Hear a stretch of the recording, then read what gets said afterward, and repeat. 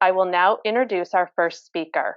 I am so pleased to introduce Gwen Hanlon, a wife and a mother who lost her husband to sporadic Legionnaire's disease. Gwen will share how she is working to turn tragedy into triumph over this devastating disease and working to ensure other families do not have to experience what her and her young children have. We are so glad to have you here with us today, Gwen. Good afternoon. My name is Gwen Hanlon, and I'm here to share my family's story and the story of others who lost their battle with Legionnaire's disease.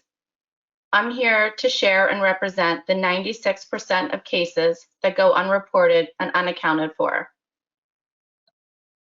First, I want to thank the Alliance to Prevent Legionnaire's Disease for giving me the opportunity to share my family's story. It's so appreciated to be able to spread the word and get the word out on Legionnaire's and how many are truly affected by this disease. First, I'd love to share a little bit about my family with you and my husband, Kevin. Kevin was from a large New Jersey family, one of 5 siblings, all very close. Kevin was the life of the party, but he also appreciated and gave thanks for the simple things in life. Kevin loved the Yankees and the Giants, and he adored our 2 young children. Kevin was active in our community, active in our church. He loved doing things with our children. He loved what was important to him with his whole heart. He was a hard worker. He worked in finance in New York City, and he provided for our family. He was an incredible husband, son, brother, an uncle, and a good friend to hundreds of people. Kevin was diagnosed with lung cancer at 46 years old. He never smoked. He had no signs of cancer. But Kevin was ready to fight, and that's what he did. He had the leading doctors, and he was being treated at the leading cancer hospital in New York City. But Kevin did not even get a year. Kevin didn't die from lung cancer in August of 2017. He was in treatment for that. We were not naive to think that he had years and years, but we certainly did not think he had 10 months. Not us, not his doctors and his nurses. No one thought it would be less than a year. All the time I thought we were fighting cancer. I didn't know something else, something preventable, could bring him down. Legionnaire's pneumonia killed Kevin. We were told Kevin was exposed to it in New York City or New Jersey, possibly in a healthcare facility.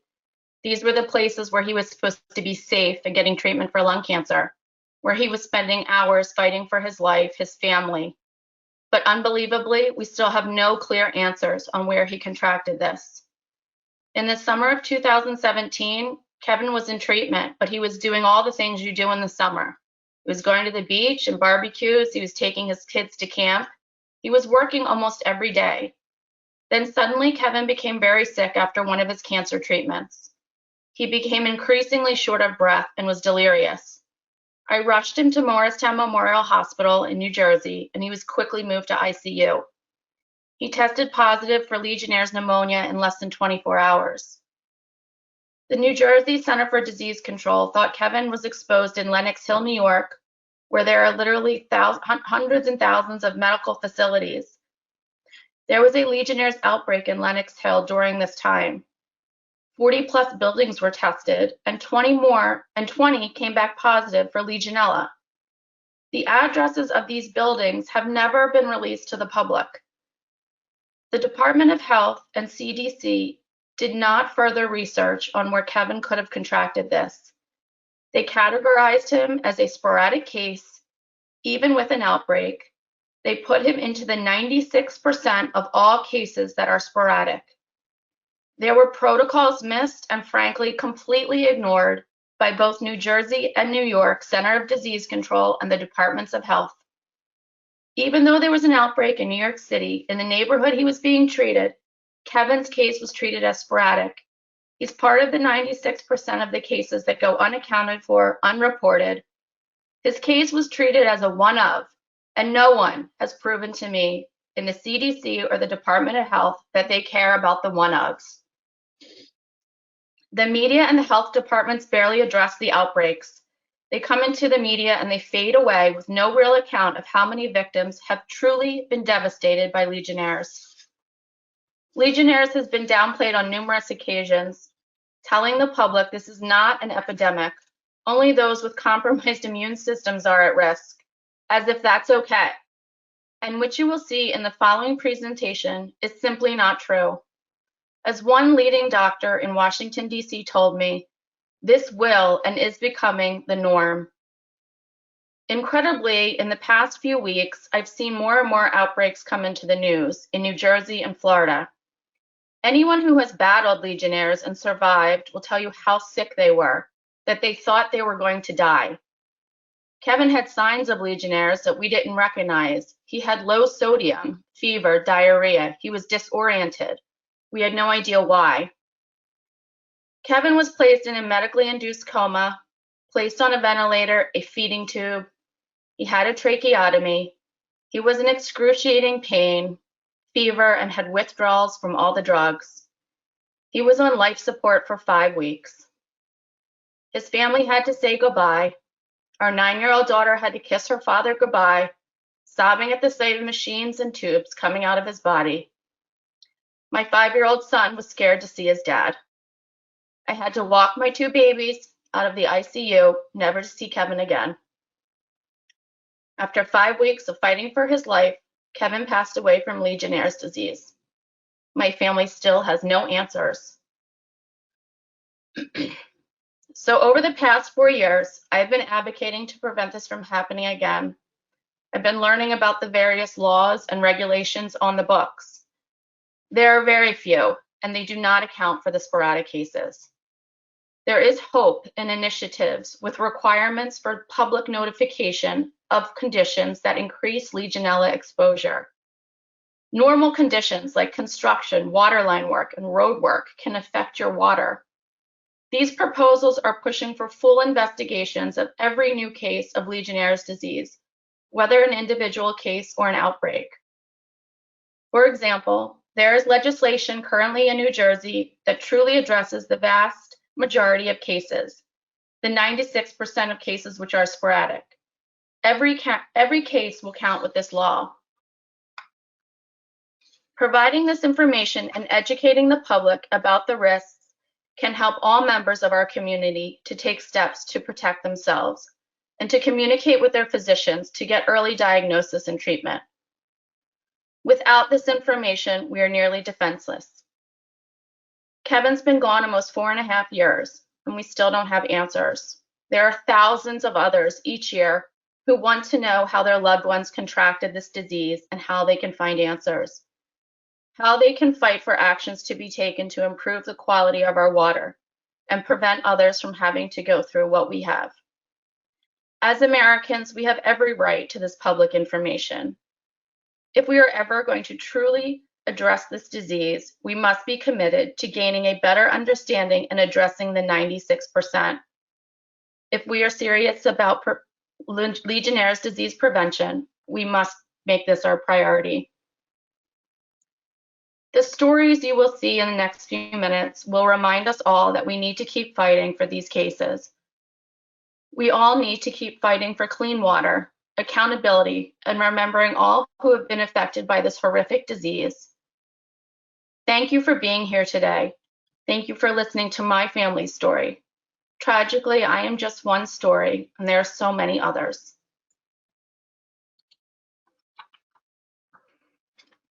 This is Brianna Wood. She's a recent sporadic case of Legionnaire's disease. Brianna was 32 years old. She was a 3rd grade teacher at the Harrison Community Learning Center in Peoria, Illinois. And this year on August 15th, she started feeling ill. She later developed a fever and a cough. She was vaccinated against COVID-19, but her doctors kept testing her multiple times. The results were consistently negative. A few days later, she visited a walk-in clinic and discovered her oxygen levels were dropping quickly. She was rushed to the hospital where the doctors discovered her lungs were filled with fluid and eventually determined a diagnosis of Legionnaire's. On August 23rd, the same day of her diagnosis, and just 8 days after first experiencing symptoms, Brianna passed away.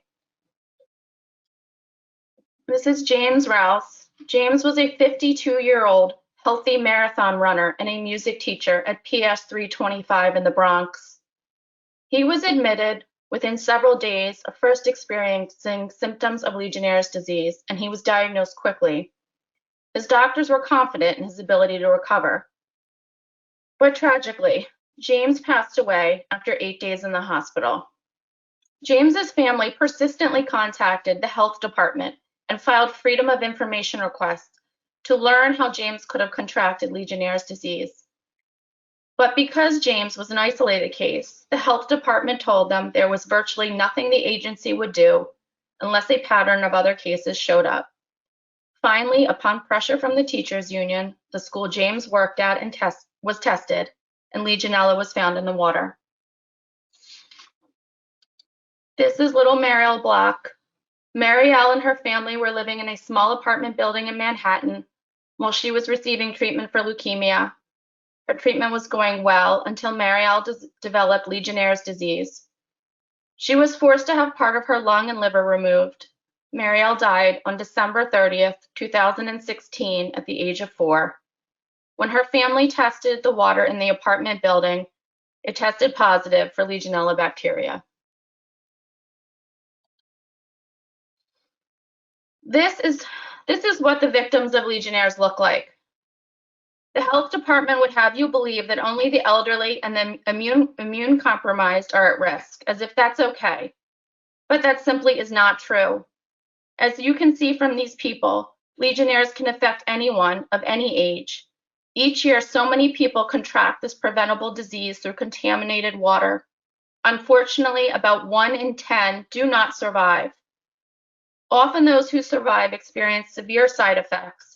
They have extreme fatigue, neurological and neuromuscular symptoms, PTSD from the severity of the illness, and an overall weakened immune system. As someone who has lost a loved one to this disease, I believe we need to be doing everything possible to prevent Legionnaires so that no other families experience this. When outbreaks or individual cases do occur, our communities need to be made aware of the potential presence of harmful bacteria in our water. All cases need to be investigated. A life lost or impacted by a sporadic case of Legionnaire's disease is just as important as cases tied to the outbreaks. We have to rethink the way we look at and address the sporadic cases if we're ever going to see a real reduction. I'm so proud to partner with the Alliance to Prevent Legionnaire's Disease and support their focus on prioritizing root causes of Legionnaire's. But there is a call to action. We as a country need improved transparency so everyone can understand the risks and make efforts to protect themselves from Legionella bacteria.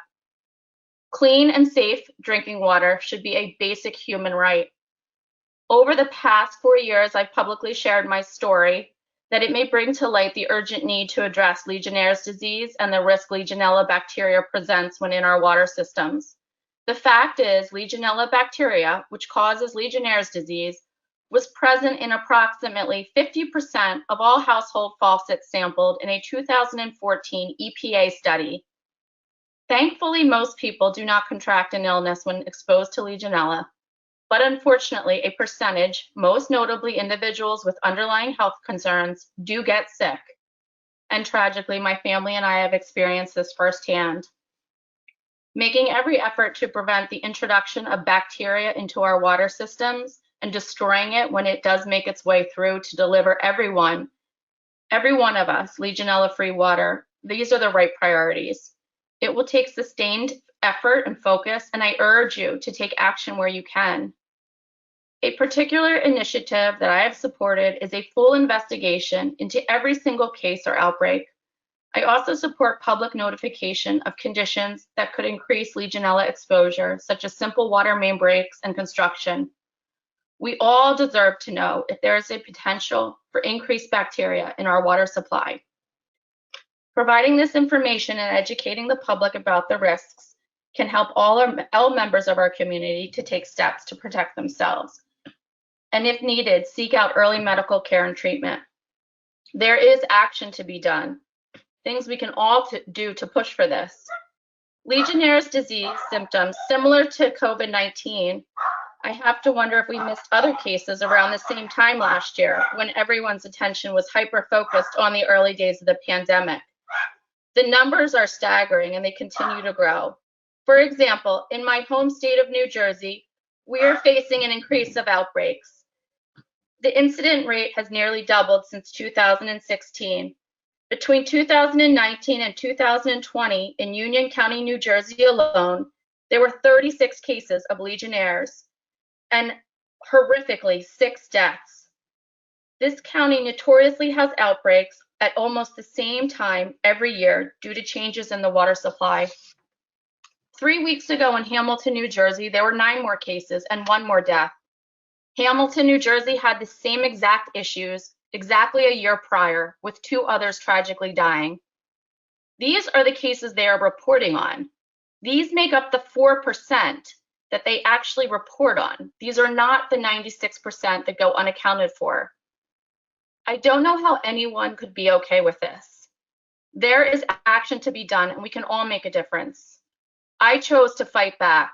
I started a petition right after my husband passed away that to date has 10,000 plus signatures demanding full disclosure and investigation of any location that tests positive for Legionella.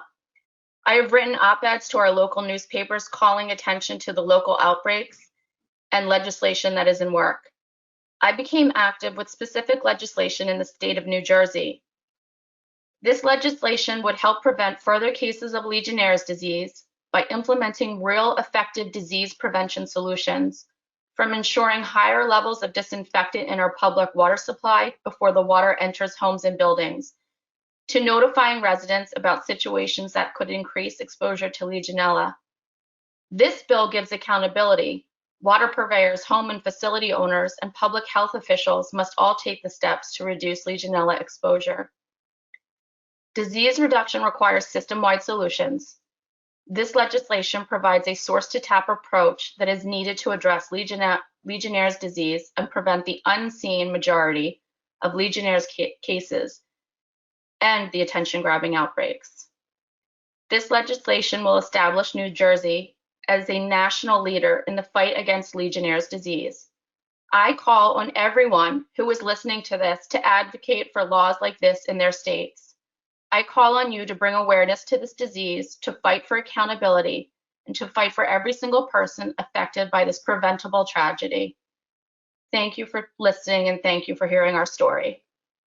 Gwen, thank you so much for sharing your family's story and the stories of many others who've lost their lives to Legionnaire's disease.